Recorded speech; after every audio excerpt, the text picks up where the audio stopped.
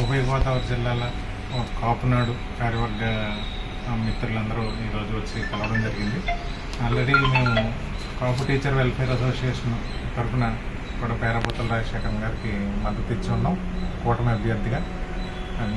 దుర్గేష్ గారు, బలరామకృష్ణ గారు వీళ్ళందరూ కూడా కోరి ఉన్నారు మమ్మల్ని గతంలో ఇమ్మని చెప్పేసి మద్దతు ఇచ్చాం. కాపునాడు తరఫున కూడా పేరాబోతుల రాజశేఖర్ గారికి ఫోటో నెంబర్లో 1 అంకె వేసి ఆయనకి మద్దతు తెలియజేయాల్సిందిగా మిత్రులను, సభ్యులను అందరినీ కోరుతున్నాం. ఈ సందర్భంగా వచ్చిన కాపునాడు మిత్రులందరికీ ధన్యవాదాలు తెలియజేస్తున్నాం. గోపిశెట్టి బంగారరాజు, ఆంధ్రప్రదేశ్ కాపు టీచర్ వెల్ఫేర్ అసోసియేషన్ రాష్ట్ర ప్రధాన కార్యదర్శి. Thank you.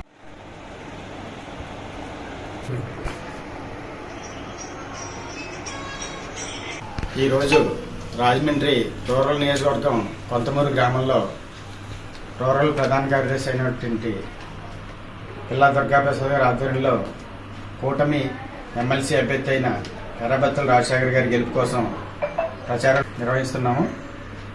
ఈ కార్యక్రమంలో స్థానిక కూటమి నాయకులతో పాటు మా కాపునాడు కార్యవర్గం కూడా కలిసి పట్టభద్రులందరినీ కూడా విజ్ఞప్తి చేయడం జరుగుతుంది.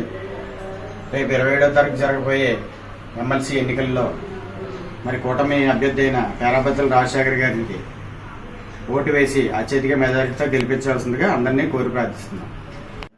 నరేష్, రాజమండ్రి. 27వ తారీఖున జరగబోయే ఎమ్మెల్సీ ఎలక్షన్ ఏదైతే ఉందో దాంట్లో మరి ఎన్డీఏ బలపరిచిన పేరాబోతుల రాజశేఖర్ గారికి పట్టభద్రులు అందరూ కూడా ఓటో నెంబర్ మొదటి ప్రాధాన్యత ఓటు వేసి గెలిపించే ప్రార్థన.